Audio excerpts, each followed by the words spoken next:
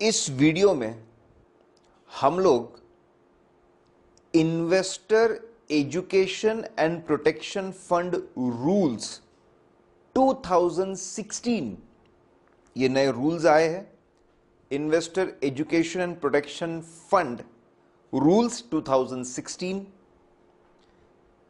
जो नवंबर 17 से एप्लीकेबल है। ये रूल्स, तो ये रूल्स का इंपैक्ट है सेक्शन 124 पे और सेक्शन 125 पे।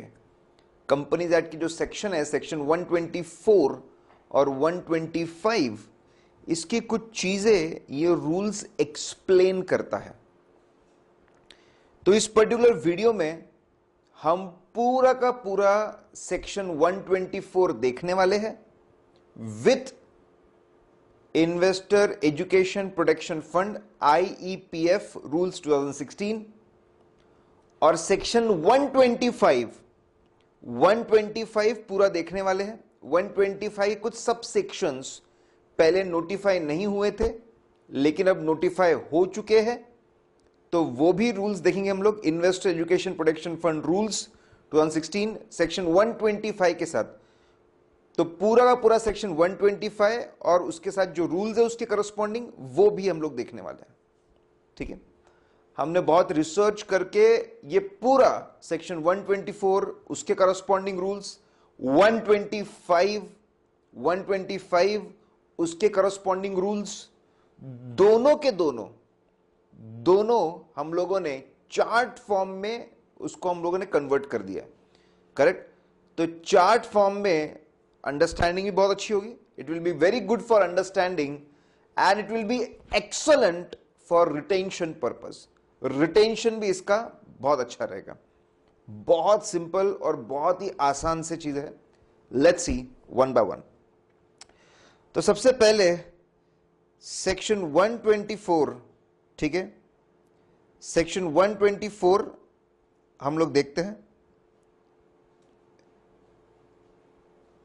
124 और उसके रूल्स, 124 और उसके रूल्स देखते हैं सबसे पहले।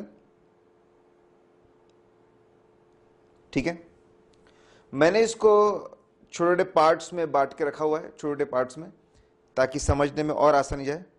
सबसे पहला बहुत ही आसान, ये कोई नई बात नहीं है, ट्रांसफर, ठीक है, ऑफ अनपेड अनक्लेम्ड डिविडेंड है। बहुत ज्यादा आसान।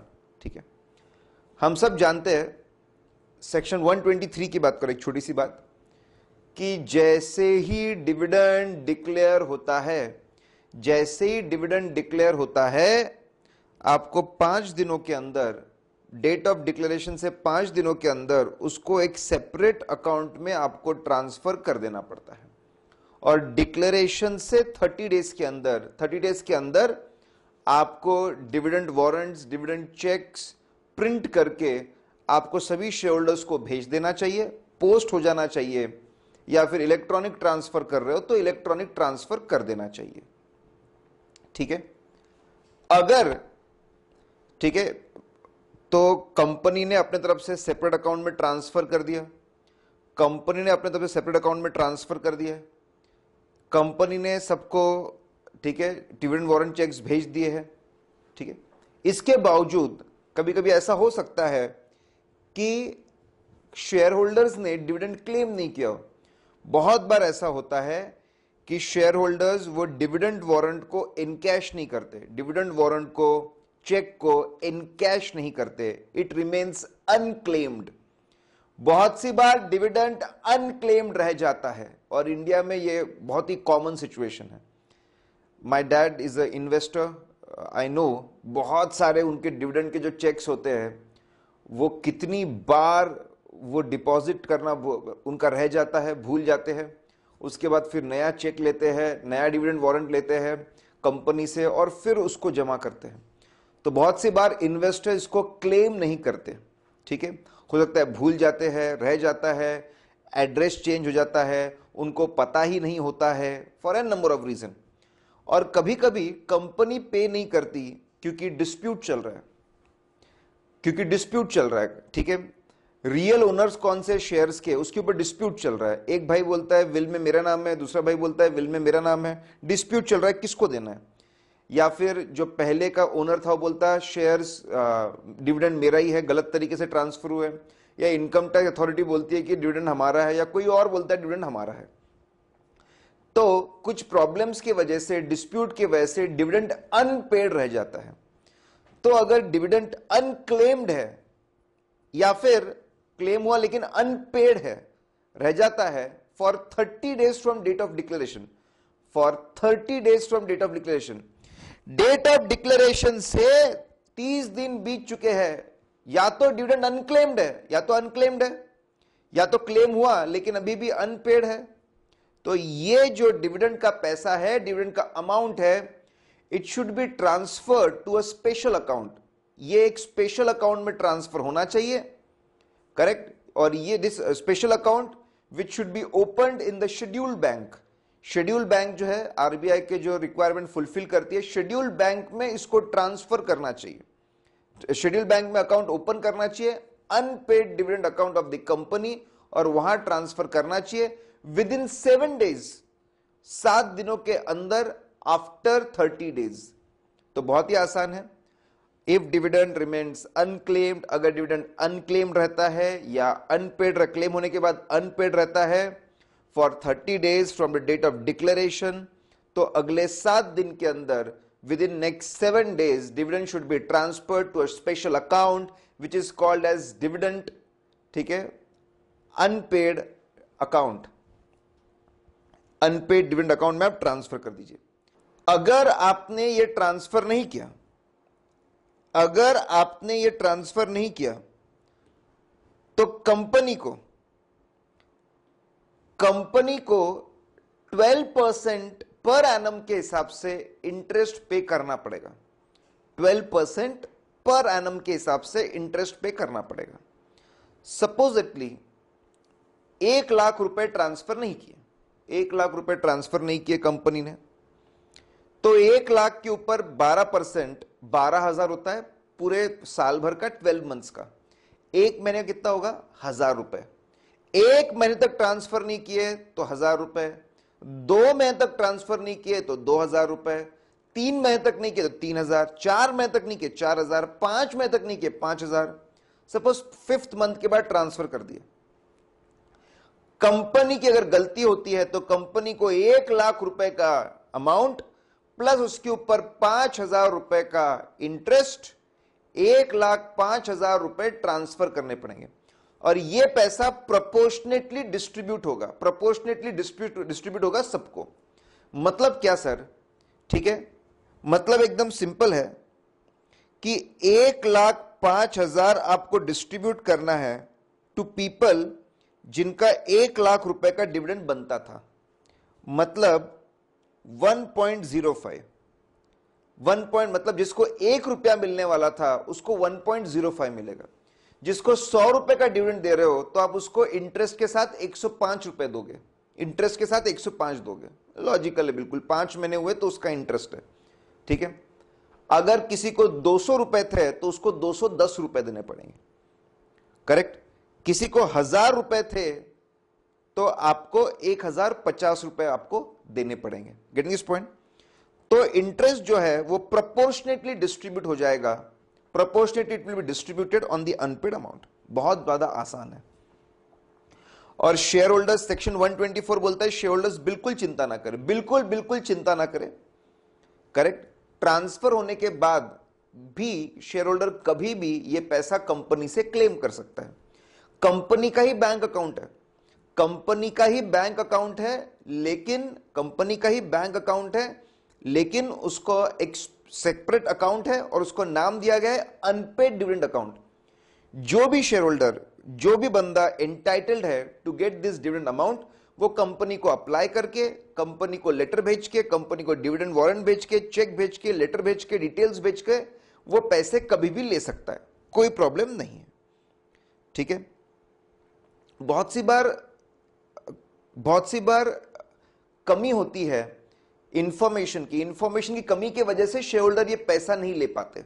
बड़े बुजुर्ग थे, चल बसे, उनको पता ही नहीं होता ऐसे शेयर्स हमारे नाम पे थे, ऐसा डिविडेंड हमारे नाम पे है, तो वेबसाइट पे अपलोड करना पड़ता है, वेबसाइट पे अपलोड करना पड़ता है within 90 days, within 90 days, ठीक है, within 90 days of transferring amount to unpaid dividend account.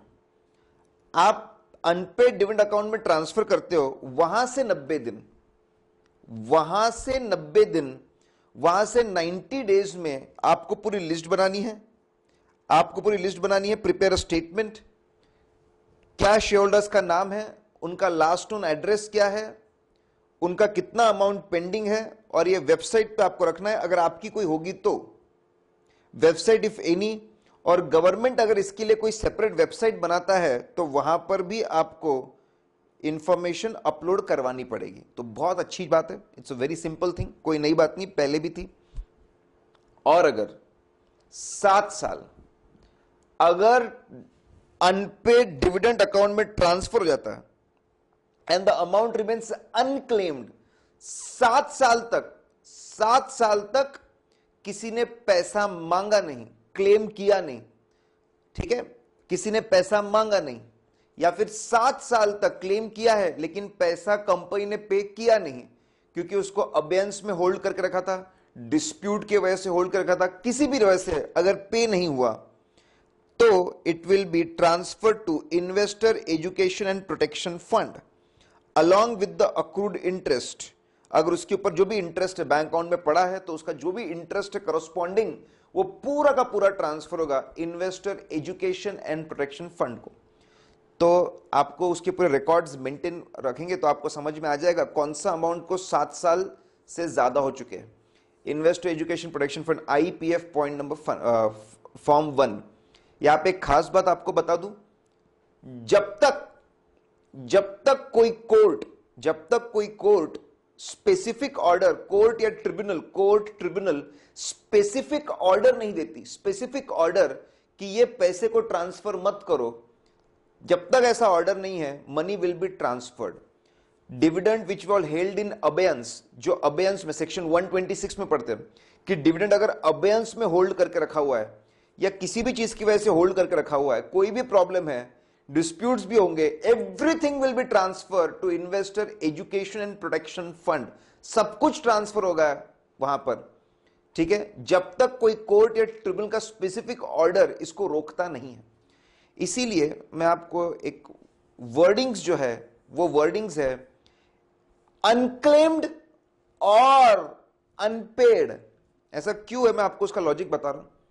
Unclaim मतलब 7 साल तक किसी ने पैसा क्लेम ही नहीं किया, डिविडेंड वारंट ही नहीं दिया, dividend cheque present, dividend warrant present नहीं किया, डिविडेंड चेक प्रेजेंट नहीं किया, एप्लीकेशन नहीं किया, मांगा ही नहीं है किसी ने वो पैसा, 7 साल हो गए, ठीक है, या फिर मांगा था लेकिन अबेयंस में रखा हुआ है, डिस्प्यूट्स में है, ठीक है, डिस्प्यूट चल रहे हैं, अबेयंस में चल रहा है अमाउंट, इनकम टैक्स अथॉरिटीज मांग रहे, अलग अलग लोग मांग रहे पैसा, इस वजह से पे नहीं हो पाया है, इस वजह से पे नहीं हो पाया, ठीक है। तो अनपेड अगर पे नहीं भी हो पाया है तो भी 7 साल से अनपेड है ना, it will B also transfer, इसलिए और है, अनक्लेम्ड रहा तो भी ट्रांसफर हो जाएगा, क्लेम करके अनपेड रहा और एंड नहीं है, और अनपेड रहा तो भी ट्रांसफर हो जाएगा, ठीक है। इसके बारे में चर्चा और करेंगे। एक जगह पे आगे वर्ड आता है अनक्लेम्ड एंड अनपेड, उसके बारे में चर्चा करेंगे तो आपको और समझ में आएगा और क्यों यूज किया।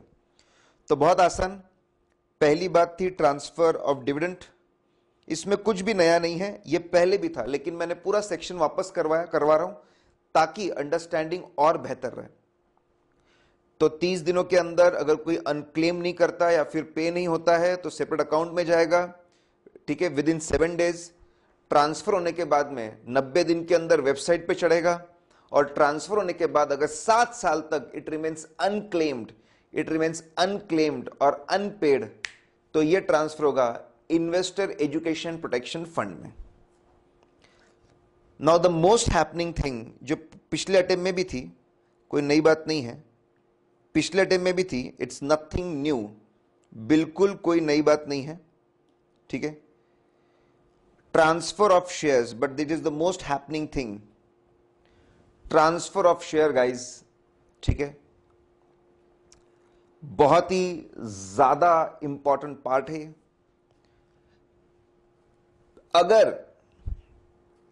अगर डिविडेंड अनक्लेम्ड रहता है, अगर डिविडेंड अनक्लेम्ड है और अनपेड है for 7 consecutive years, 7 consecutive years on any shares, किसी भी शेयर्स पे 7 साल तक अगर कोई शेयर है जिसके ऊपर 7 साल तक, ठीक है, ये जो 7 साल के डिविडेंड थे किसी ने क्लेम नहीं किए, या फिर जो 7 साल के डिविडेंड है किसी ने, इट इज अनपेड, अगर अनपेड है तो such share should be transferred to investor education and protection fund, उसको ट्रांसफर कर दो शेयर्स को। So guys is a big thing.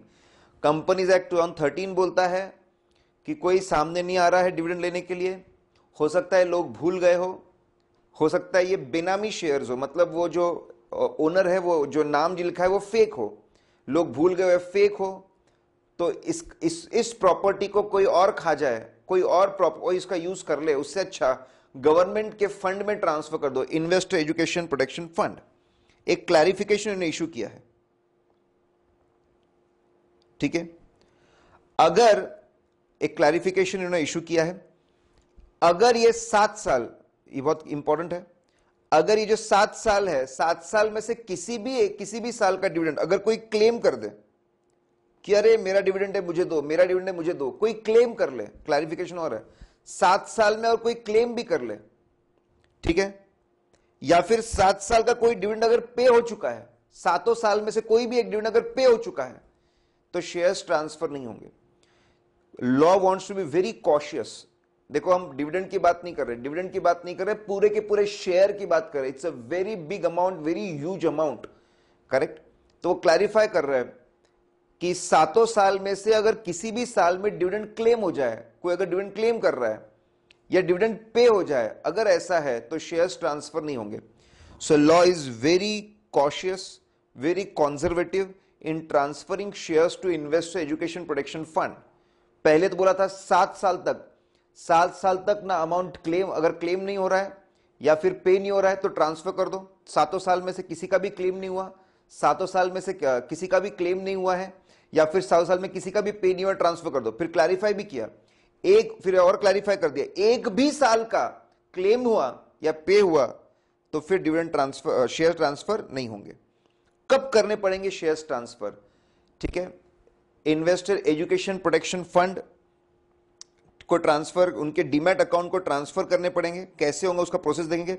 With in 30 days from due date, within 30 days from due date, 30 days के अंदर, तो जैसे ही 7 साल खत्म हो जाएंगे वहां से 30 डेज के अंदर ट्रांसफर होंगे।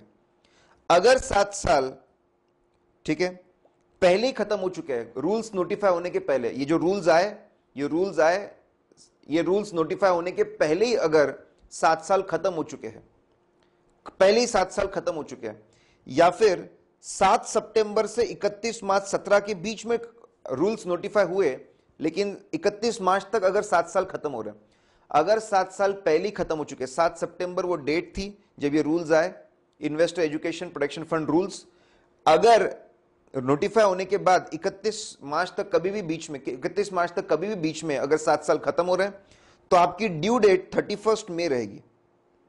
जिन लोगों के 7 साल बहुत पहले खत्म हो चुके हैं या फिर अभी रिसेंटली खत्म हुए हैं, तो उन सब के लिए 31 मार्च तक खत्म हुए हैं, उन सब के लिए due date will be 31 of May, 31 of May. I am very much interested to know कि कितने सारे कंपनियों, मतलब इतने सारे कंपनियों को ट्रांसफर करना पड़ेगा, इतनी सारी कंपनीज है और ऐसे बहुत सारे छोटे छोटे शेयर्स होंगे, न जाने कितने शेयर्स ट्रांसफर हुए होंगे, इतने सालों के कितने शेयर्स ट्रांसफर होंगे यहां पे, ठीक है। From the due date will be 31 May, due date 31 में रहेगी, मतलब 31 मई से 30 डेज के अंदर आपको ट्रांसफर करने पड़ेंगे। Getting this point? बहुत आसान है साहब, ठीक है, बहुत आसान है। फिर से आपको एक बार बता रहा हूं, शेयर्स के केस में लगातार 7 साल तक अनक्लेम्ड हो या लगातार 7 साल तक अनपेड हो तो ट्रांसफर करना है, लेकिन क्लैरिफिकेशन बोला है 7 साल में कभी भी एक बार भी क्लेम हुआ या 7 साल का कोई भी डिविडेंड पे हुआ तो ट्रांसफर नहीं होंगे। वेरी कॉशियस चलिए। ट्रांसफर कब करना है? When to transfer? 30 डेज के अंदर, 30 days from the due date. 7 साल जहां पे खत्म हो रहे वहां से 30 डेज। लेकिन अगर रूल्स नोटिफाई होने के पहले ही 7 साल खत्म हो चुके, बहुत पहले ही 7 साल खत्म हो चुके, या रिसेंटली 7 साल खत्म हुए रूल्स नोटिफाई करने के बाद 31 मार्च तक, so due date will be 31 May. Due date will be 31 May. तो 31 मई से 30 डेज, 31 मई से 30 डेज बाय, ठीक है, 30 डेज, ठीक है, जून में आपको ट्रांसफर कर देने पड़ेंगे। ड्यू डेट विल बी 31 मई। मैंने जैसे आपको वापस बता दूं, अगर कोई भी स्पेसिफिक ऑर्डर है फ्रॉम कोर्ट, ट्रिब्यूनल या statutory authority restraining transfer of shares, कहीं से भी अगर ऑर्डर आया है, लॉ बहुत कंजर्वेटिव चलना चाहता है, कहीं से भी अगर ऑर्डर आता है रिस्ट्रेनिंग ट्रांसफर ऑफ शेयर्स और पेमेंट ऑफ डिविडेंड, कहीं से भी अगर ऑर्डर है कि बोल रहा है कि शेयर्स ट्रांसफर मत करो या डिविडेंड ट्रांसफर मत करो, या फिर शेयर्स वेर हाइपोथिकेटेड और pledged under the depository act, then the shares will not be transferred. फिर ना ऐसा अमाउंट ना शेयर्स, कुछ भी ट्रांसफर नहीं होगा। ठीक है, बहुत बहुत सिंपल, बहुत आसान। अगर ऑर्डर आया है कोर्ट का, ट्रिब्यूनल का, स्टैट्यूटरी अथॉरिटी का कि रुक जाओ, शेयर्स ट्रांसफर मत करो, उसके ऊपर का डिविडेंड ट्रांसफर मत, रिस्ट्रेनिंग कि इसको आप पे मत करो, इसको आप ट्रांसफर मत करो, अगर ऐसा ऑर्डर आ जाता है तो ना तो हम लोग शेयर्स ट्रांसफर करेंगे ना डिविडेंड ट्रांसफर करेंगे। और अगर शेयर्स हाइपोथिकेटेड भी है, सेकंड, अगर हाइपोथिकेटेड है, शेयर्स हाइपोथिकेटेड प्लेस्ड है अंडर डिपॉजिटरी एक्ट, तो वापस वो ट्रांसफर नहीं होंगे। लेकिन अगर आप कोई शेयर्स ट्रांसफर नहीं करोगे, ठीक है, इस वजह से, तो आईपीएफ 3 फॉर्म है, आईपीएफ फॉर्म्स है, 6 फॉर्म्स है, बहुत आसान से। जब ट्रांसफर करते हो अमाउंट, डिविडेंड ट्रांसफर करते हो इन्वेस्टर एजुकेशन प्रोटेक्शन फंड में, तो आईपीएफ 1 लगता है, जो अभी हमने देखा। अगर आप डिविडेंड या शेयर्स ट्रांसफर नहीं करोगे तो आईपीएफ 3, ठीक है, within 30 days from the end of the financial year, अगर आप ट्रांसफर नहीं करते हो तो आपको वही बताना पड़ेगा, इतना डिविडेंड, इतने शेयर्स हमने ट्रांसफर नहीं किए क्योंकि कोर्ट के ऑर्डर थे, ट्रिब्यूनल के ऑर्डर थे, स्टैट्यूटरी अथॉरिटी के ऑर्डर थे, या फिर वो हाइपोथिकेटेड थे, इसलिए हमने ट्रांसफर नहीं किए। अब आपको प्रोसेस के तरफ लेके चलते हैं। शेयर्स का जो प्रोसेस है, प्रोसेस ऑफ ट्रांसफर, ठीक है, शेयर्स का जो ट्रांसफर है बहुत ही इंपॉर्टेंट। शेयर्स का ट्रांसफर कैसे होगा? बोर्ड ऑफ डायरेक्टर्स या तो कंपनी सेक्रेटरी को ऑथराइज करेंगे या किसी और भी बंदे को ऑथराइज करेंगे, ये पूरी प्रोसेस निभाने के लिए, स्टेप बाय स्टेप पूरा काम करने के लिए। ठीक है, आपको इंटीमेशन देना पड़ेगा and public notice, inform concern share holder on latest address available and also publish notice in the leading English and regional newspaper to concerned shareholder the name। ठीक है, आपको सबको इंटीमेट करना पड़ेगा और आपको पब्लिक नोटिस देनी पड़ेगी कि देखिए कुछ शेयर होल्डर्स है जिनके shares investor education protection fund में ट्रांसफर होने वाले हैं, और इन सब के डिटेल्स वेबसाइट पे अवेलेबल है। वेबसाइट का एड्रेस देके आपको 3 मंथ्स बिफोर ड्यू डेट, ठीक है, जब भी शेयर की ड्यू डेट है उसके 3 महीने पहले सबको इंडिविजुअली इंटीमेट करना पड़ेगा, माननीय महोदय आपके शेयर ट्रांसफर होने वाले हैं। पेपर में ऐड देनी पड़ेगी, newspaper, English newspaper, regional newspaper जिसका अच्छा खासा सर्कुलेशन है उसमें ऐड देनी पड़ेगी, उसमें नोटिस देनी पड़ेगी कि सुन लीजिए शेयर होल्डर्स, कुछ लोगों के शेयर्स ट्रांसफर हो रहे हैं, डिटेल्स जिनके ट्रांसफर हो रहे हैं वेबसाइट पे डिटेल्स है, देख लीजिए, वेबसाइट पे डिटेल्स है, देख लीजिए। इंडिविजुअल को भी लेटर भेजेंगे आपके शेयर ट्रांसफर हो रहा है और वेबसाइट पे भी डाल देंगे। ठीक है, नोटिस देना जरूरी है। ट्रांसफर तो होंगे, ट्रांसफर की कंडीशन क्या है देख लिया, कंडीशन ऑफ ट्रांसफर देख लिया, कब ट्रांसफर होंगे वो भी हम लोगों ने देख लिया। अब उसका प्रोसेस देख रहे हैं, कंपनी के बिहाफ में, प्रोसेस में कंपनी के बिहाफ में कंपनी सेक्रेटरी कोई भी बंदा रहेगा वो ये प्रोसेस निभाएगा। Point number 1। सेकेंड, ट्रांसफर से पहले आपको इंटीमेशन देना पड़ेगा, पब्लिक नोटिस। अब अगर शेयर्स ऑलरेडी डीमैट फॉर्म में है, अगर शेयर्स ऑलरेडी डीमैट फॉर्म में है तो कंपनी इन्फॉर्म करेगी डिपॉजिटरी को, कंपनी इन्फॉर्म करेगी डिपॉजिटरी, डियर डिपॉजिटरी ये शेयर्स है जहां पे कंडीशन फुलफिल हो चुकी है और इसको by the way of corporate action, ठीक है, by the way of corporate action, corporate action मतलब अभी हम उसके बारे में चर्चा करेंगे, by the way of corporate action, ठीक है, मतलब एक बाकायदा एक लेटर जाएगा डिपॉजिटरी को that this is our corporate action and we are asking you कि ये जो शेयर्स है, ये आप शेयर्स जिसी भी शेयर होल्डर के नाम पे होंगे वो रिस्पॉन्ड नहीं कर रहा है, वो रिप्लाई नहीं कर रहा है, तो आप उसके ऊपर का शेयर्स, उसके ऊपर के शेयर्स, उसके ऊपर का बोनस, जितनी भी चीजें सब कुछ ट्रांसफर कर दीजिए इन्वेस्टर एजुकेशन प्रोटेक्शन फंड को, except right issue. Right issue जो है वो छोड़ के आप सब कुछ ट्रांसफर कर दीजिए in the favour of the authority. Investor education protection fund को जो मैनेज करते हैं उसको अथॉरिटी, और डिपॉजिटरी को यह बात माननी पड़ेगी। नीचे दिया what is corporate action. Corporate action means action taken by the company to transfer of shares and all the benefits accruing on such shares, namely bonus share, split, consolidation, fraction share, except right issue to authority. Corporate action simple एक letter होता है company की तरफ से जो बोलता है कि सारे शेयर्स और उसके सारे पूरे करस्पॉन्डिंग बेनिफिट सब कुछ आप ट्रांसफर कर दीजिए इन्वेस्टर एजुकेशन प्रोटेक्शन फंड के, एक्सेप्ट राइट इशू को लेकर, ठीक है, उसको कॉर्पोरेट एक्शन बोलते हैं। तो corporate action is a simple letter which initiates transfer of shares from the name of the shareholders to investor education protection fund।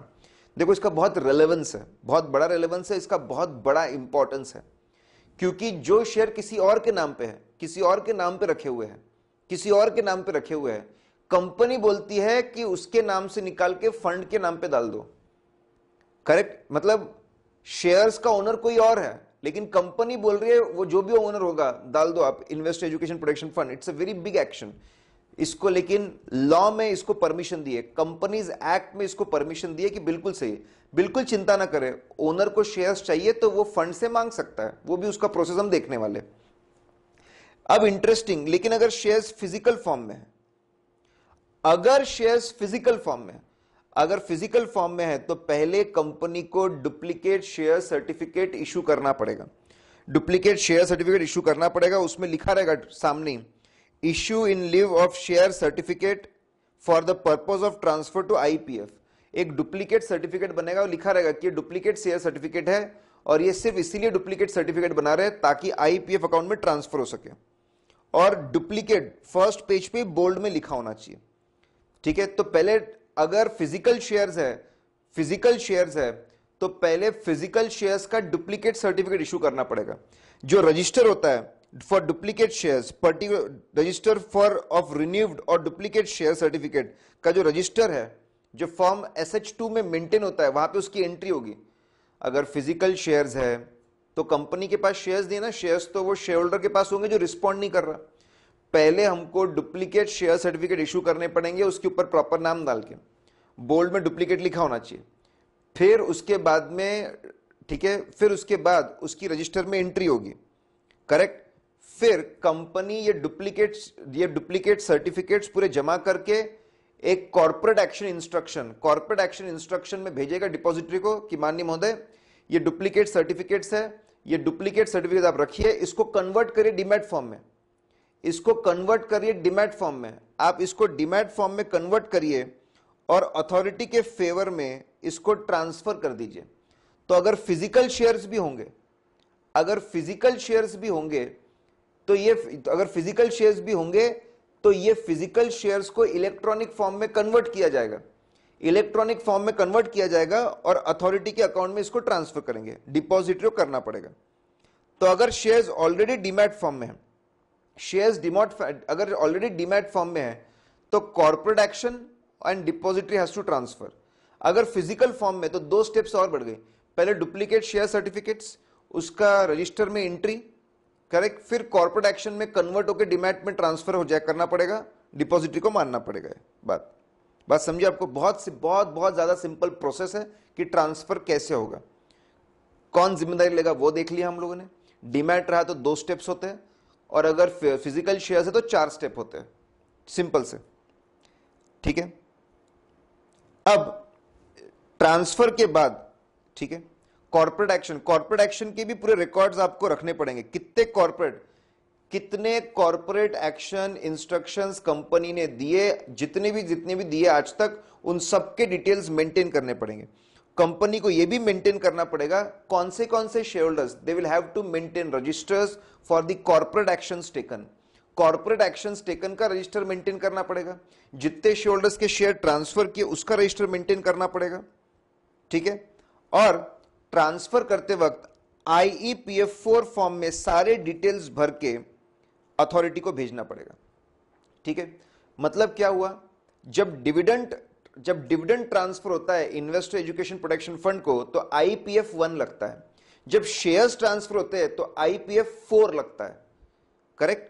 और अगर रिस्ट्रिक्शंस है, कोई डिस्प्यूट, अगर कोर्ट ऑर्डर, ट्रिब्यूनल ऑर्डर्स है, तो जो ट्रांसफर नहीं हुए उसके लिए IPF3 रहता है। ठीक है, सिंपल है। खास बात, ट्रांसफर के बाद voting rights will be frozen. जैसे ट्रांसफर होगा फंड को, ये शेयर्स के वोटिंग राइट्स फ्रीज हो जाएंगे। मतलब इन्वेस्टर एजुकेशन प्रोटेक्शन फंड और उसकी जो अथॉरिटी है वोटिंग नहीं कर सकती। जैसे ट्रांसफर होगा voting rights will be frozen. ठीक है, लेकिन Security Exchange Board of India substantial acquisition of shares and takeover regulations है, जो टेक ओवर रेगुलेशंस है, टेक ओवर रेगुलेशंस में, ठीक है, no I don't go much into its, I am not a SEBI regulation expert. ठीक है, SEBI regulations में ऐसा लिखा हुआ है कि अगर आपको कोई टेक ओवर करना है, अगर आपको टेक ओवर करना है, ठीक है, सपोज अगर किसी बंदे को दूसरे कंपनी का टेक ओवर करना है, अगर होल्डिंग 25% के ऊपर ले जानी है, 25% के ऊपर लेके जानी है, तो ओपन मार्केट में ओपन ऑफर देना पड़ता है, ठीक है, फॉर 26%। मतलब जितनी होल्डिंग है उसका प्लस 26% का तुमको ओपन ऑफर देना पड़ता है और शेयर्स खरीदने पड़ते हैं। एनीवेज, उसमें जो परसेंटेज कैलकुलेशन होता है, ठीक है, उसके लिए वो शेयर्स वैलिड रहेंगे। वोटिंग के लिए ये शेयर्स बंद हो जाएंगे, वोटिंग राइट्स, जो शेयर ट्रांसफर हुए उसके वोटिंग राइट्स बंद कर दिए जाएंगे। लेकिन सेबी के जो टेक ओवर रूल्स है उसमें जब हम टोटल वोटिंग पावर देखते हैं, टोटल वोटिंग पावर, तो उसमें इसका काउंटिंग होगा। ये शेयर्स के ऊपर आने वाला कोई भी, इसके ऊपर आने वाला, आगे से इसके ऊपर आने वाला कोई भी bonus share split, consolidation, fraction shares बेच के कंपनी हमको पैसा देती है, वो सब कुछ डीमैट अकाउंट में जाएगा। ठीक है, और इसके ऊपर आने वाला कोई भी डिविडेंड है वो भी पूरा का पूरा demat account of the authority में जाएगा, और डिविडेंड अगर कोई है वो भी पूरा पूरा अथॉरिटी को। मतलब इसके ऊपर जो भी बेनिफिट्स आने वाले, जो भी बेनिफिट्स है, that everything will go to the authority. वो जो इन्वेस्टर एजुकेशन प्रोटेक्शन फंड है सब कुछ वहां जाएगा, except right shares. Right issue नहीं मिलेगा एक्सरसाइज करने के लिए, क्योंकि इनका काम बिजनेस करना नहीं है। IPF और अथॉरिटी का काम बिजनेस करना नहीं है, इन्वेस्टमेंट मेंटेन करना नहीं है। जो आया उसको संभाल के रखना है। ठीक है, उसका भी रिकॉर्ड मेंटेन करना पड़ेगा अथॉरिटी को कि कितना डिविडेंड मिला अलग से। शेयर्स, एक बार शेयर्स जो IPF को ट्रांसफर होंगे, इन्वेस्टर एजुकेशन प्रोटेक्शन फंड, वो शेयर सिर्फ और सिर्फ क्लेमेंट को ही मिल सकते, जो उसका असली शेयर होल्डर उसको ही मिल सकते। अथॉरिटी कभी भी ये शेयर्स, अथॉरिटी को, ठीक है, ये जो शेयर्स मिले हैं इन्वेस्टर एजुकेशन प्रोटेक्शन फंड को, जो शेयर्स मिले हैं, ये इसको कभी सेल ऑफ नहीं कर सकते, कभी इसको बेच नहीं सकते, किसी और को ट्रांसफर नहीं कर सकते। जो क्लेमेंट है, जो असली शेयर होल्डर, अगर कभी असली शेयर होल्डर आता है तो सिर्फ और सिर्फ उसी को दे सकते हैं। तो एज ऑन टुडे जो लॉ है, ये शेयर किसी को नहीं दे सकते, जो सिर्फ क्लेमेंट है उसको ये शेयर्स मिलेंगे, नॉट टू एनीवन एल्स। ठीक है, लेकिन जैसे अगर डी लिस्टिंग होता है, लिस्टेड कंपनी थी, डी लिस्टिंग होता है। डी लिस्टिंग मतलब अगर वो आप कंडीशन फुलफिल नहीं करोगे सेबी के, तो NSE BSE से शेयर्स को निकाल देते, उसको डी लिस्टिंग बोलते हैं। अगर डी लिस्टिंग हो रहा है, करेक्ट, अगर डी लिस्टिंग हो रहा है तो आप शेयर्स को जो डी लिस्टिंग रूल्स है उसके अंदर, शेयर्स आप सरेंडर करके, शेयर आप कंपनी को सरेंडर करके उसका पैसा ले सकते हो और वो भी फंड में जाएगा। जो शेयर्स फंड में थे, अगर उसकी डीलिस्टिंग हो रही है तो वो शेयर सरेंडर करके पैसा ले सकते हैं। ऐसे शेयर किसी को ट्रांसफर नहीं कर सकते, सेल नहीं कर सकते, लेकिन डीलिस्टिंग के इसमें सरेंडर करके पैसा लेके फंड में क्रेडिट मार दो, ठीक है। और अगर जो सामने वाली कंपनी का वाइंडिंग अप हो रहा है, अगर सामने वाले कंपनी का वाइंडिंग अप हो रहा है, if the winding up is happening, winding up अगर हो रहा है, तो वापस इस केस में भी हम शेयर्स को सरेंडर कर देंगे और उसमें जितना पैसा मिलेगा फंड में डाल देंगे। अगर किसी कंपनी ने ऐसा नहीं किया तो 5 लाख से 25 लाख, 5 लाख से 25 लाख का जुर्माना है। स्टार्टिंग ही 5 है, मैक्सिमम 25, और ऑफिसर्स के ऊपर 1 लाख से 5 लाख। तो ऑफिसर्स का जहां पे खत्म होता, कंपनी का वहां पे शुरू होता, ठीक है। Are you getting this point? बात समझ रहे? बहुत ही आसान था। We are through with section 124। क्या पढ़ा मैं आपको बता दूं। सेक्शन 124 में, ठीक है, सेक्शन 124 में हमने पढ़ा कि कैसे डिविडेंड पहले अनपेड डिविडेंड अकाउंट में ट्रांसफर होता है और वहां से कैसे वो फंड में ट्रांसफर होता है, ठीक है। उसकी कंडीशंस पढ़ी हम लोगों ने।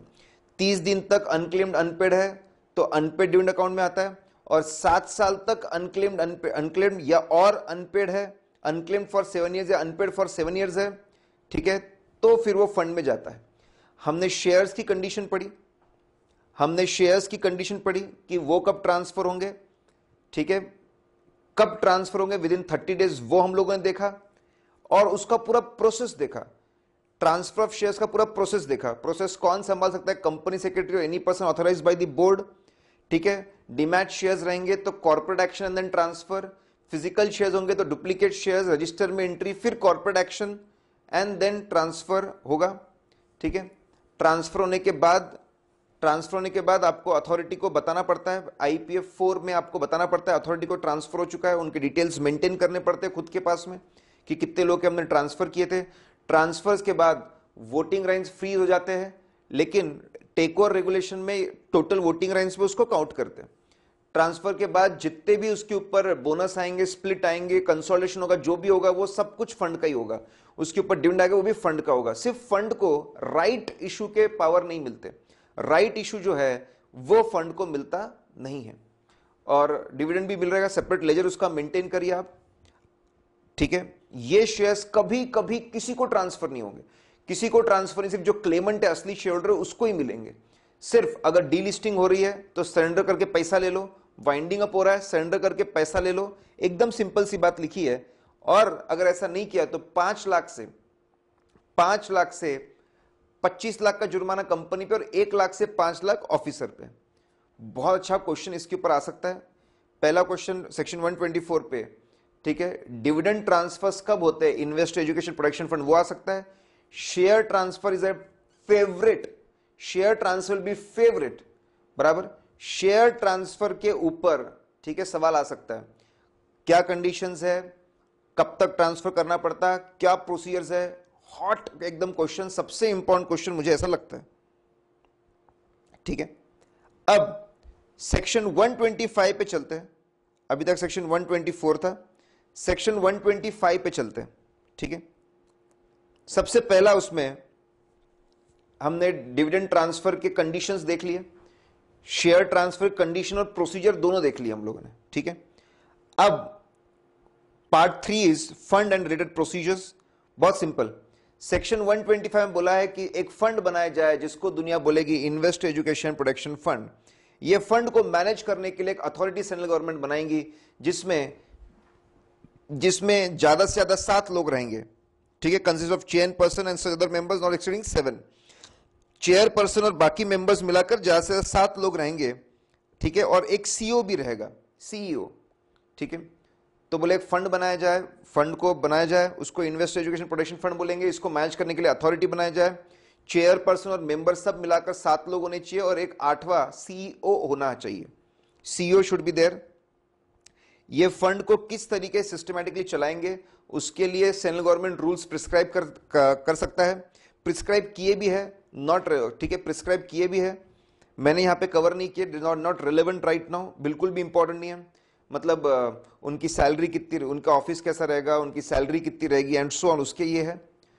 तो उसके रूल्स भी सेंट्रल गवर्नमेंट ला सकता है, लाए भी है, बट नॉट रेलेवेंट। फंड बनेगा, फंड को मैनेज करने के लिए अथॉरिटी होगी, कैसे उसको एडमिनिस्टर करेंगे उसके रूल कर सकता है। इनको जितने भी रिसोर्सेज की जरूरत है, जितना पैसा मैन पावर जगह की जरूरत है, गवर्नमेंट उनको प्रोवाइड करेगी। ठीक है, तो इट्स वेरी सिंपल। फंड बनाया जाए, फंड को मैनेज करने के लिए अथॉरिटी बनाया जाए, अथॉरिटी कैसे काम करेगी उसके रूल्स लाए जाए, उनको जितनी भी जरूरत है वो रिसोर्सेज दिए जाए।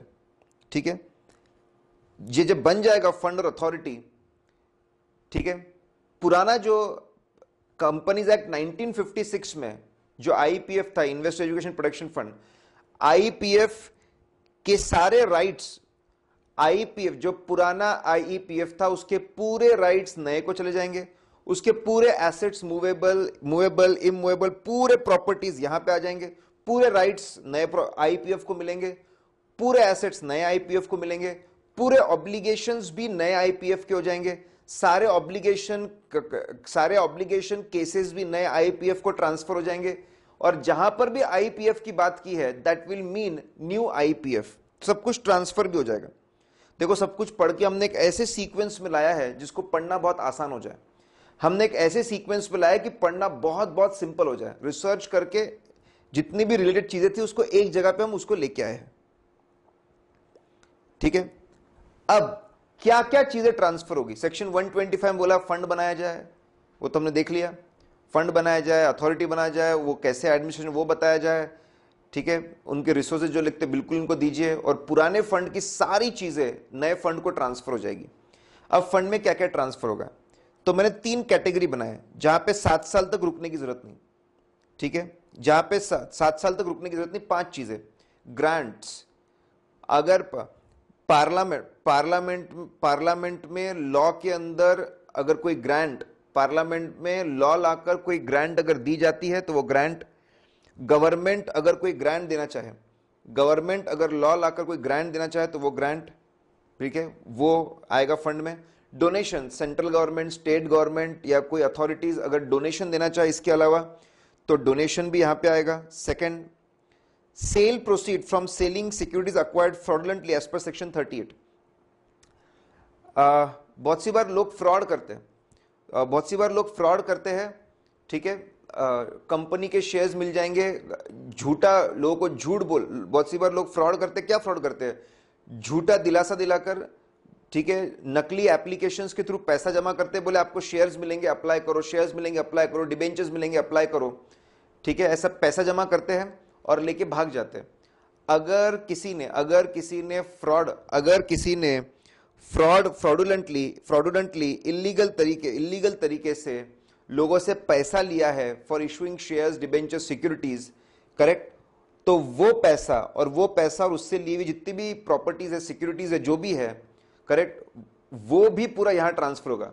तो अगर किसी ने फ्रॉड करके पैसा, अगर किसी ने फ्रॉड किया है, सिक्योरिटी रिलेटेड फ्रॉड करके, ठीक है, नकली एप्लीकेशंस के थ्रू पैसा जमाया, अगर किसी ने नकली एप्लीकेशंस के थ्रू पैसा जमाया है तो वो पूरा पैसा, उसके करस्पॉन्डिंग उससे खरीदे हुए एसेट, सिक्योरिटी, सब कुछ यहां जाएंगे।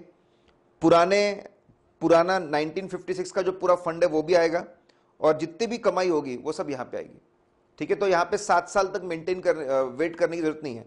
डोनेशन है, 7 साल तक वेट नहीं करना, आने दो। सॉरी, ग्रांट है अगर लॉ के अंदर, आने दो। डोनेशन है, आने दो। फ्रॉडुलेंटली जमा किया हुआ पैसा है, ठीक है, एप्लीकेशंस के थ्रू एप्लीकेशंस का फ्रॉड करके जमा किया हुआ पैसा है सेक्शन 38 के अंदर का, आने दो। पुराना पैसा आने दो, कोई भी इनकम अर्न की आने दो, सब कुछ यहां पे आएगा। फिर जहां पे 3 चीजें ऐसी है, dividend is amount is unclaimed और अनपेड। 7 साल तक किसी ने पैसा नहीं मांगा, 7 साल तक किसी ने पैसा नहीं मांगा।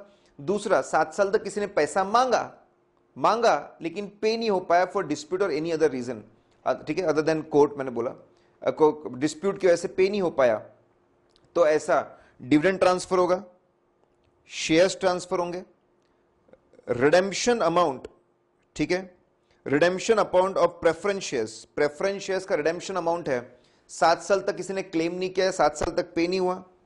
या फिर फ्रैक्शनल, 4 चीजें हैं, 5 4 3, फ्रैक्शनल, ठीक है, फ्रैक्शन, अगर आपको पता है जब बोनस वगैरह अनाउंस होता है, अगर कभी कभी फ्रैक्शन शेयर्स आते हैं, fraction shares company fraction shares को सरेंडर करके पैसा देती है, दे गिव मनी, उसको बेच करके पैसा देती है वो, ठीक है।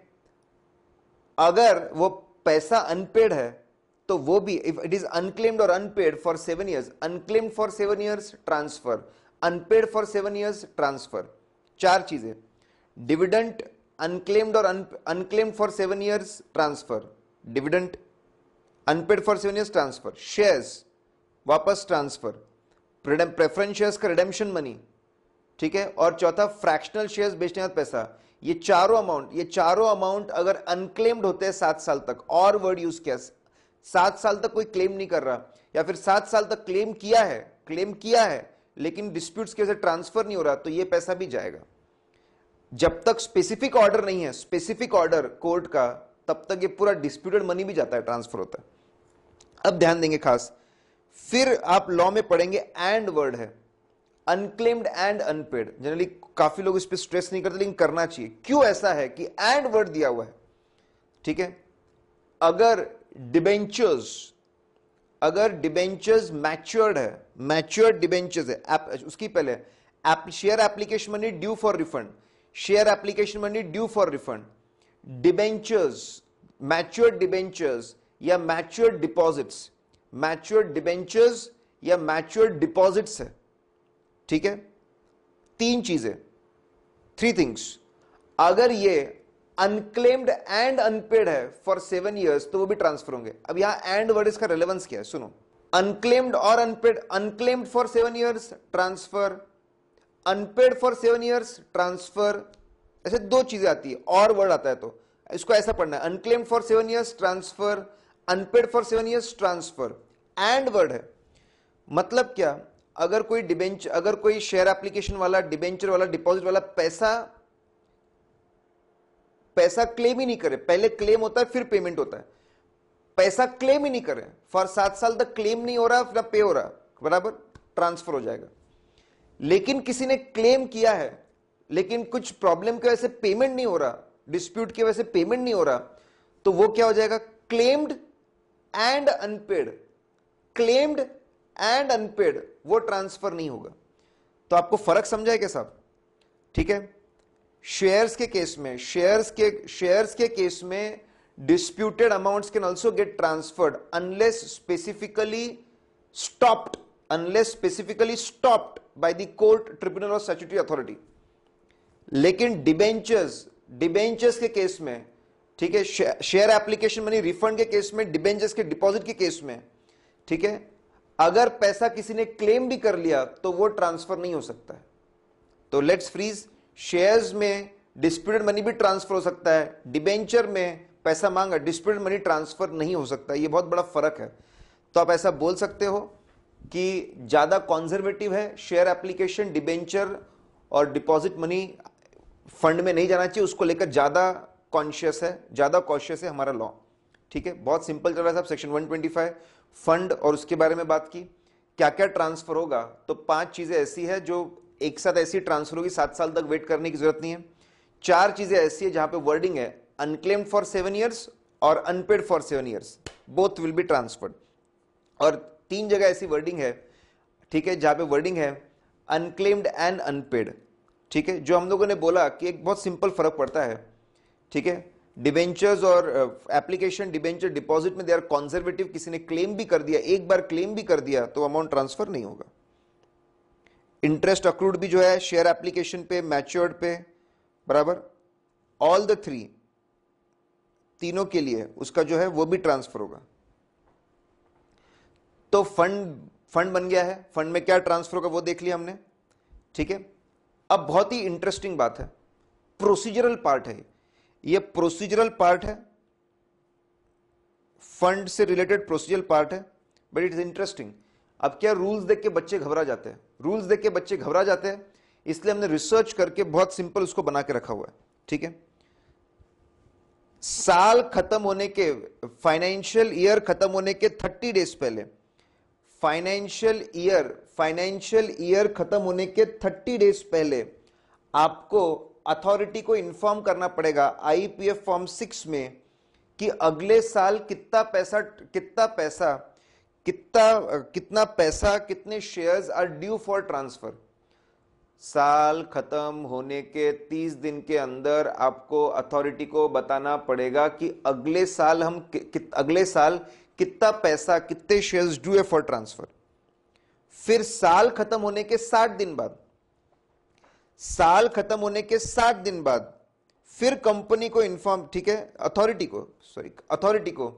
अथॉरिटी को इन्फॉर्म करना पड़ेगा गवर्नमेंट को, details of the company who fail to transfer amount to investor education protection fund. तो बहुत आसान है साहब, साल खत्म होने के 30 दिन के अंदर आपका अगले साल क्या ट्रांसफर होने वाले, ठीक है, ट्रांसफर करिए तो बहुत बढ़िया। अगर आपने अगले साल ट्रांसफर नहीं किया, तो साल खत्म होने के 60 दिन के अंदर अथॉरिटी गवर्नमेंट को इन्फॉर्म करेगी कि कंपनी ने बोला था हम अगले साल ट्रांसफर करने वाले हैं, अगले साल ट्रांसफर के लिए ड्यू है, लेकिन कंपनी ने अगला साल जब आया तब ट्रांसफर नहीं किया। अथॉरिटी को इन्फॉर्म करना 60 दिन के अंदर। Are you getting this point? बहुत ही आसान है।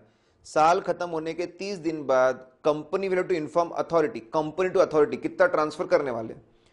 ट्रांसफर किया तो बहुत बढ़िया, ट्रांसफर नहीं किया तो साल खत्म होने के 60 दिन के अंदर बताना पड़ेगा इतना अमाउंट ट्रांसफर, इतनी चीजें ट्रांसफर नहीं की, गवर्नमेंट को बताना पड़ेगा, ठीक है। फिर कंपनी को भी जवाब देना पड़ेगा। जब साल खत्म हो जाता है, व्हेन ईयर एंड्स, फिर बुक्स ऑफ अकाउंट्स क्लोज होते हैं, तो बुक्स ऑफ अकाउंट से 30 डेज के डेट ऑफ क्लोजर से, ईयर एंड से नहीं, बुक्स ऑफ अकाउंट्स के क्लोजर के 30 डेज से उनको अथॉरिटी को इन्फॉर्म करना पड़ेगा, ठीक है, कि हमने पिछले साल, हमने आपको बोला था, पिछले साल हमने IPF 6 आप बोला था कि इतना ट्रांसफर करना है, और हमने क्या क्या चीजें ट्रांसफर नहीं की उसका पूरा रीजन बताना पड़ेगा अथॉरिटी को, ठीक है। Are you getting this point? बात समझिए आपको, बहुत आसान है, ठीक है। तो मैं आपको एक बार सीक्वेंस से बता देता हूं। साल खत्म होने के बाद में अगले साल क्या ट्रांसफर करना है वो बताना पड़ेगा कंपनी टू अथॉरिटी। ट्रांसफर तो बहुत बढ़िया, नहीं हुआ, अगले साल नहीं हुआ तो अथॉरिटी वाले गवर्नमेंट को बता देंगे, ठीक है।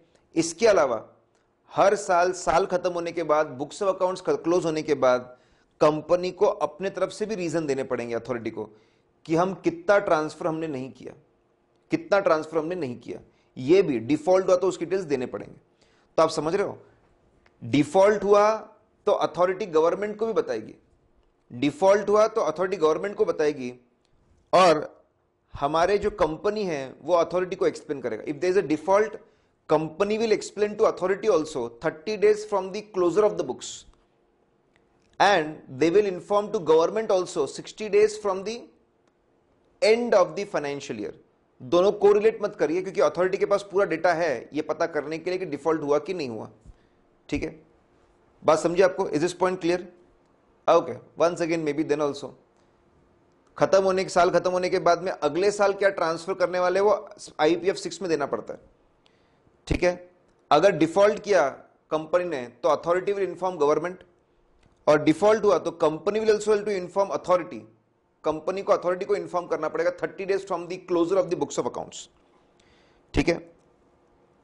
अब एक्चुअल ये पैसा, मनी ट्रांसफर, सुनो, ऊपर हमने पूरी प्रोसीजर देखी थी शेयर्स की, शेयर ट्रांसफर की प्रोसीजर। अब हम लोग पैसा ट्रांसफर की प्रोसीजर देख रहे हैं, मनी ट्रांसफर की प्रोसीजर। सेक्शन 124 में we saw the conditions for transferring dividend to the fund, ठीक है, और शेयर्स का कंडीशंस भी देखा और प्रोसीजर भी देखा था।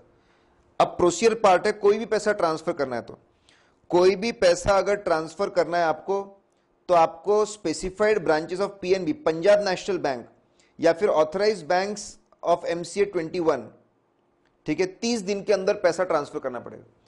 किसी भी अगर कंपनी को अगर कोई भी पैसा ट्रांसफर करना है, इन्वेस्टर एजुकेशन प्रोटेक्शन फंड को कोई भी पैसा अगर ट्रांसफर करना है तो 30 डेज के अंदर from the due date transfer करना पड़ेगा पंजाब नेशनल बैंक या फिर कोई भी designated branch of the MCA 21 की जो बैंक है उसमें उनको ट्रांसफर करना पड़ेगा, ठीक है। ट्रिप्लीकेट में चालान बनाने पड़ेंगे।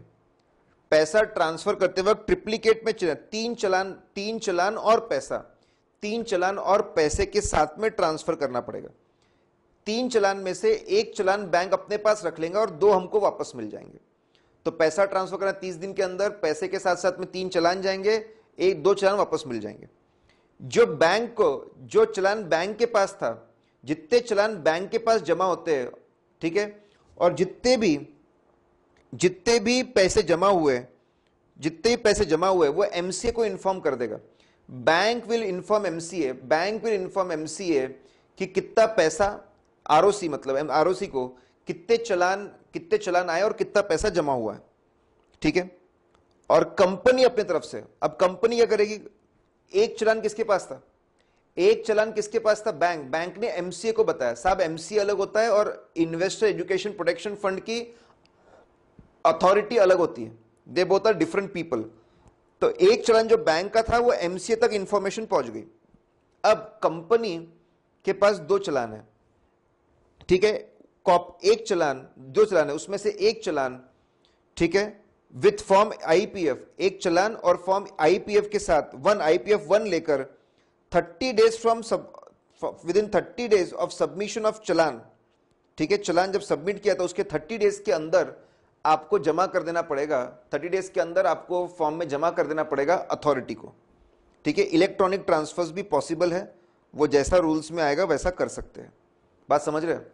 तो आपको पंजाब नेशनल बैंक में डेजिग्नेटेड उसमें 30 दिन के अंदर 30 डेज फ्रॉम ड्यू डेट पैसा ट्रांसफर हो जाना चाहिए। पैसे के साथ में चालान जाएंगे ट्रिप्लीकेट में, एक चालान बैंक के पास जाएगा, बैंक से एमसी के पास जाएगा, दो हमारे पास रहेंगे, उसमें से एक हम लोग फॉर्म आईपीएफ के साथ में अटैच करके अथॉरिटी को भेज देंगे, ठीक है। So we'll be left with only one challan, that's absolutely fine. 30 days from the submission of challan आपको आईपीएफ अथॉरिटी को इन्फॉर्म करना पड़ेगा। कंपनी को पूरे रिकॉर्ड्स मेंटेन करने पड़ेंगे फॉर अनपेड और unclaim amount has been remain unpaid for 7 years and has been transferred. पूरे रिकॉर्ड्स मेंटेन करने पड़ेंगे, कौन से अमाउंट थे जो 7 साल तक अनपेड रहे, अनक्लेम्ड रहे या अनपेड रहे, और जिनको हमने फंड में ट्रांसफर किया। शेयर्स में भी ऐसा ही था, जितने भी शेयर ट्रांसफर करेंगे सबका रिकॉर्ड रखना पड़ेगा, यहां पर भी सेम है।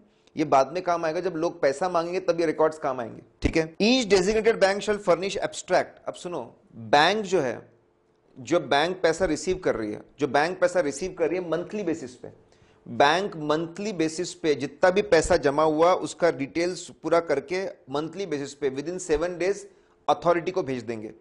Authority will send to authority, ठीक है। अब सुनो, बहुत सिंपल है, अथॉरिटी इज गेटिंग बैंक से डेटा कि इतना इतना पैसा जमा हुआ, and authority is getting company से आईपीएफ, बैंक में इतना पैसा जमा हुआ, आईपीएफ में इतना पैसा लिखा है, दोनों को रिकंसाइल करना है। कहीं ऐसा तो नहीं कंपनी बोल रही है हमने 5 लाख रुपए, जब 5 लाख रुपए हमने आईपीएफ में 5 लाख लिखा है और एक्चुअल जमा 4.5 लाख ही हुआ है, तो रिकंसाइल करना है, अथॉरिटी को मंथली बेस पे रिकंसाइल करना है। बैंक ने बोला इतने पैसे जमा हुए, आईपीएफ में भी उतना ही है ना, लेट्स रिकंसाइल, कोई मिसमैच तो नहीं है, ठीक है।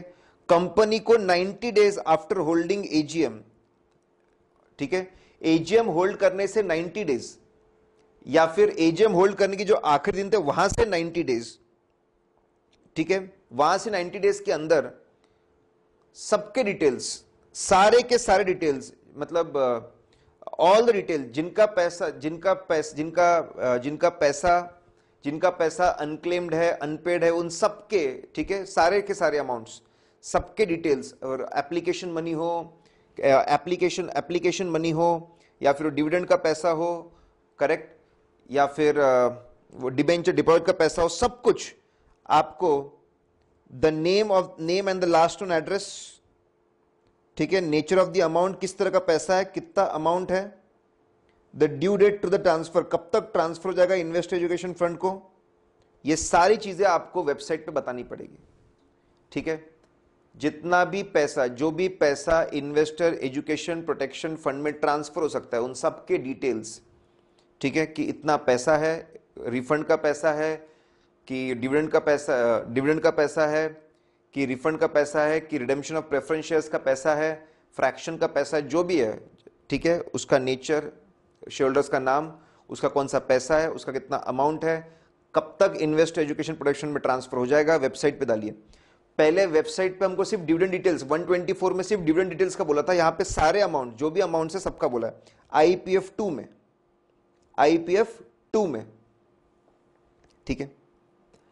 लिसन, 6 फॉर्म्स है आईपीएफ 1 2 3 4 5 6। मैं सबके बारे में बता दूं। जब भी पैसा ट्रांसफर होता है तो आईपीएफ 1 लगता है। वेबसाइट पे जो डिटेल्स देने हैं आईपीएफ 2 है, ठीक है। पैसा शेयर्स ट्रांसफर नहीं किए कोर्ट के ऑर्डर की वजह से, कोर्ट, ट्रिब्यूनल या स्टैट्यूटरी अथॉरिटी के ऑर्डर की वजह से, तो आईपीएफ 3 में सबमिट करना पड़ता है। शेयर का ट्रांसफर आईपीएफ 4 में बताना पड़ता है। आईपीएफ 5 इज फॉर रिफंड, अभी पढ़ने वाले हैं। एंड 6 अगले साल क्या ट्रांसफर करने वाले वो बताना पड़ता है, ठीक है। आखिरी चीज है यूटिलाइजेशन ऑफ द फंड। ऊपर जो हम बातें पढ़ के आए थे, ऊपर के जो हम लोग बातें पढ़ के आए थे, ठीक है, ऊपर जो बातें पढ़ के आए हम लोग, वही सारी बातें मैंने बोला था। बिना रुके कुछ पैसे ट्रांसफर होते हैं। ग्रांट का पैसा कभी वापस नहीं करना पड़ेगा, डोनेशन का पैसा कभी वापस नहीं करना पड़ेगा, अर्निंग जो है अथॉरिटी को कभी वापस नहीं करनी पड़ेगी। उसके अलावा जो दो पहले कैटेगरी में 5 दो बच जाते हैं, फ्रॉड वाला पैसा, फ्रॉड वाला पैसा और पुराने कंपनीज एक्ट, वेरी इंपॉर्टेंट। पुराने कंपनीज एक्ट का पैसा अगर कोई बंदा मांगना चाहता है तो बिल्कुल मांग सकता है, दैट कैन बी रिफंडेड, ठीक है। नो, जो ऊपर कैटेगरीज थी वही, no need to wait for 7 years. उसमें से 2 तरह की चीजें, फ्रॉड वाला पैसा और पुराने कंपनीज एक्ट का पैसा आप मांग सकते हो, ठीक है। फिर अनक्लेम्ड और अनपेड फॉर 7 ईयर्स, वो सारी बातें थी वो भी, या फिर एंड अनपेड फॉर 7 ईयर्स वो भी, उसके लिए पैसा पूरा रिफंड हो सकता है, ठीक है। ऊपर हमने 3 कैटेगरी देखी थी, वो तीनों कैटेगरी का पैसा रिफंड हो सकता है। This money can be used for promotion of investor education and awareness, for legal expenses, class action suits. आजकल आप कंपनी के और कंपनी के ऑफिसर्स पे, कंपनी के एक्सपर्ट ऑडिटर्स पे क्लास एक्शन सूट कर सकते हो, सू कर सकते हो उनको। तो अगर आपका बहुत वैलिड है, आप जीत जाते तो लीगल एक्सपेंसेस भी आपको वापस मिलते हैं इस फंड से, एनी अदर पर्पस। तो जितना, बहुत सिंपल है साहब, जितना पैसा पहले आया था वो पूरा रिफंड हो सकता है। वेरी वेरी इंपॉर्टेंट, कोई भी बंदा पैसा और शेयर्स रिफंड ले सकता है। पहले ऐसा नहीं था, पुराने कंपनीज एक्ट में पैसा रिफंड नहीं मिलता था, दैट्स अ बिग चेंज। पूरा का पूरा पैसा और शेयर्स का रिफंड मिल सकता है, complete refund can be obtained, point number 1, ठीक है।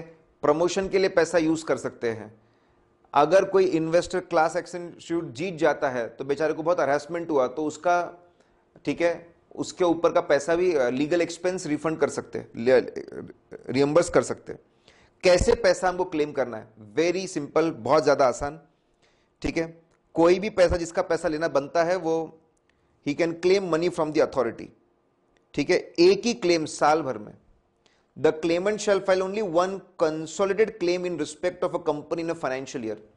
एक कंपनी के बारे में एक ही क्लेम फाइल कर सकता है। कोई बंदा पैसा मांग सकता है, लेकिन एक कंपनी के बारे में साल में, एक कंपनी के बारे में साल में एक ही क्लेम जा सकता है, फिर अगले साल मांगना पड़ेगा। प्रोसीजर बहुत सिंपल है। आईपीएफ 5 का फॉर्म भरना पड़ेगा, ऑनलाइन एप्लीकेशन देना पड़ेगा, ठीक है। ऑनलाइन एप्लीकेशन देना पड़ेगा अलॉन्ग विद द फीस, कि मेरे को मेरा पैसा है, मेरे को शेयर्स चाहिए। बहुत ज्यादा आसान है, कोई बंदा जा सकता है, लेकिन ध्यान रखना है साल में एक बार एक कंपनी के लिए पैसा चाहिए, शेयर चाहिए, तो आईपीएफ 5 भरो और भेज दो, ठीक है। अथॉरिटी क्या करेगी, अथॉरिटी ये कंपनी को भेजेगी कि देखो ऐसा ऐसा, ठीक है। सॉरी, अब क्लेमेंट को एक कॉपी कंपनी को भी भेजना पड़ेगा। क्लेमेंट को एक कॉपी आईपीएफ सबमिट करना पड़ेगा, अथॉरिटी को एक कॉपी कंपनी को भेजना पड़ेगा कि देखो मेरे को मेरा पैसा, मैं फंड आईपीएफ से मेरा पैसा और मेरा शेयर्स मांग रहा हूं, ठीक है। और ये उसका वहां पे मैंने फॉर्म भेज दिया है, I have send the form, उसकी कॉपी आपको भी दे रहा हूं, ठीक है। कंपनी को 15 दिन के अंदर, कंपनी को अपने रिकॉर्ड्स देखने और 15 दिन के अंदर वेरीफाई करना है क्या इस बंदे के सही में पैसे ट्रांसफर हुए थे, क्या ये बंदे के सही में शेयर ट्रांसफर हुए थे, क्या ये जेन्युइन बंदा है, क्या इसका राइट बनता है क्या डिविडेंड को लेकर, क्या इसका राइट बनता है क्या शेयर्स को लेकर। इसके पूरे डिटेल्स 15 दिन के अंदर अथॉरिटी को भेजना है। बहुत आसान है साहब। एप्लीकेशन आईपीएफ 5 किसको भेजना है, अथॉरिटी को। उसकी एक कॉपी किसको आएगी, कंपनी को, ठीक है। कंपनी उसको वेरीफाई करके कितने दिनों में रिपोर्ट देगा, 15 दिन के अंदर रिपोर्ट देगा अथॉरिटी को कि इसको पैसा देना कि नहीं देना। अगर उन्हें बोला कि सब बराबर है साहब, इसको पैसा मिल जाना चाहिए, तो फिर अथॉरिटी सीधा ऑर्डर देगा, drawing and disbursement officer of the authority, authority का जो पेमेंट करने वाला बंदा है उसको बोलेगा ई पेमेंट कर दे, या फिर अथॉरिटी सीधा अपने डीमैट अकाउंट से सामने वाले के क्लेमेंट के डीमैट अकाउंट में ट्रांसफर कर देगा। ठीक है, सबके रिकॉर्ड रखने पड़ेंगे, जितने भी पैसे वापस किए उन सबके शेयर्स वापस किए उन सबके रिकॉर्ड रखने पड़ेंगे। Time limit of 60 days, authority के पास में 60 days from the receipt of verification report. Verification report, authority को वेरिफिकेशन रिपोर्ट मिलने के बाद 60 डेज के अंदर चीजों को निपटाना पड़ेगा।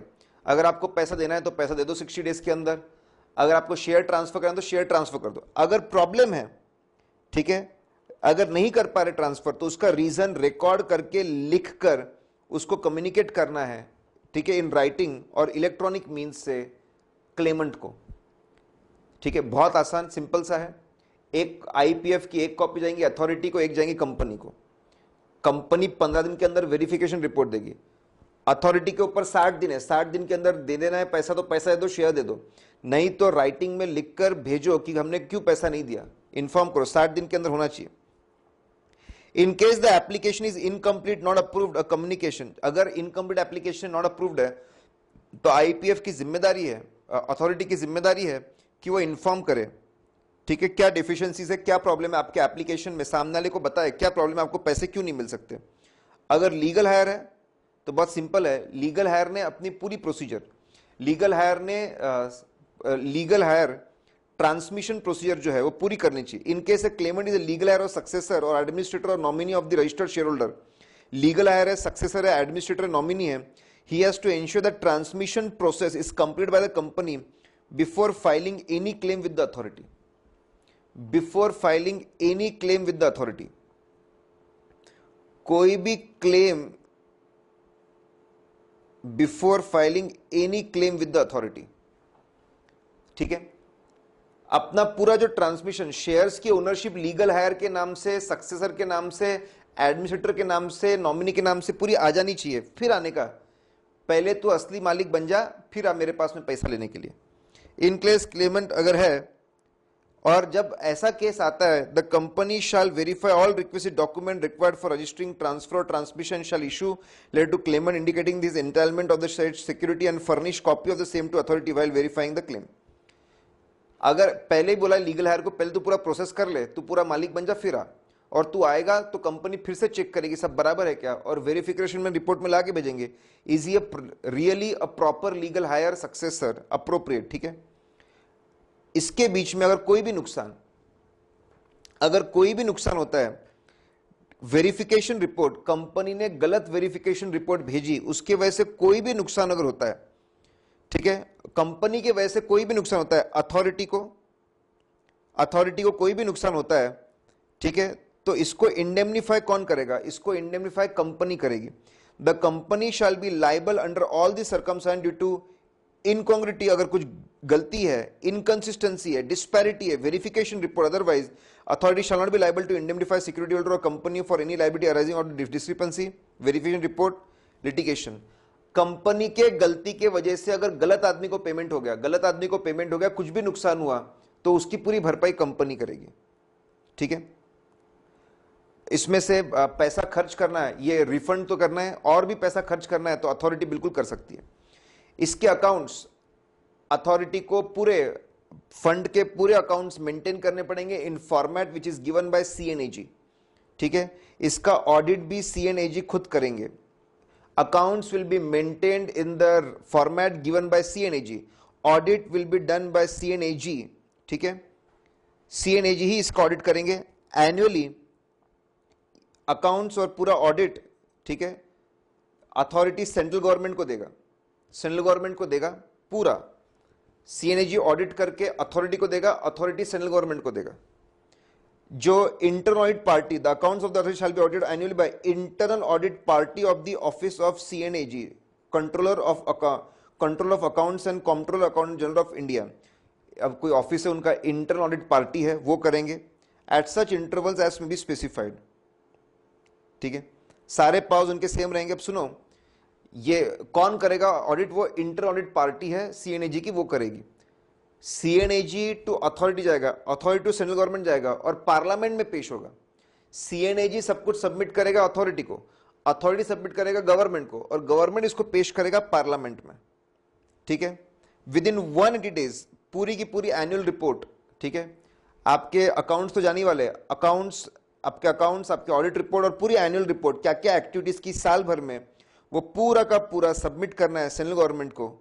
ठीक है, और सेंट्रल गवर्नमेंट को, जो सेंट्रल गवर्नमेंट पेश करेगी पार्लियामेंट में। कोई भी एक्शन अगर गुड फेथ में लिया है, कोई भी एक्शन अगर गुड फेथ में लिया हुआ है, ठीक है, अथॉरिटी के लोगों ने, उसके मेंबर्स ने, ऑफिसर्स ने, किसी ने भी, ठीक है, तो they will not B liable for that. Good faith में अगर लिया है तो कोई भी उसके लिए लायबल नहीं रहेगा। तो ये पूरा साहब थोड़ा सा लंबा चौड़ा है, लेकिन these notes are going to make it very very very easy. ये नोट्स बहुत ज्यादा आसान बना लेंगे चीजों को। करेक्ट, नोट्स बच्चों सबको अमेंडमेंट नोट्स के साथ में मिल ही जाएंगे, नहीं तो आप ये वीडियो का description they will be there, auditguru.in website पे डाउनलोड सेक्शन में आपको ये पूरे के पूरे notes, you will be getting that complete notes, आपको डाउनलोड सेक्शन में मिलेंगे। अमेंडमेंट्स के साथ में नोट्स पूरे रहेंगे। तो क्या क्या देखा इस वीडियो में? सेक्शन 124 देखा, कंडीशंस कब ट्रांसफर होगा डिविडेंड का पैसा, शेयर्स का कंडीशन और प्रोसीजर देखा, डीमैट और फिजिकल, फंड पूरा बनता है, फंड में क्या क्या ट्रांसफर होगा वो देखा, ट्रांसफर का पूरा प्रोसीजर, मनी पेमेंट का प्रोसीजर क्या वो देखा, पैसा किसके लिए यूज कर सकते वो देखा, उसका प्रोसीजर भी देखा, आखिरी में अकाउंट्स एंड ऑडिट के बारे में देखा। बहुत इंटरेस्टिंग है वीडियो, आप एक दो बार देखिए, मतलब you can repeat and see the video, notes देखिए, आपके दिमाग में फिट बैठ जाएगा।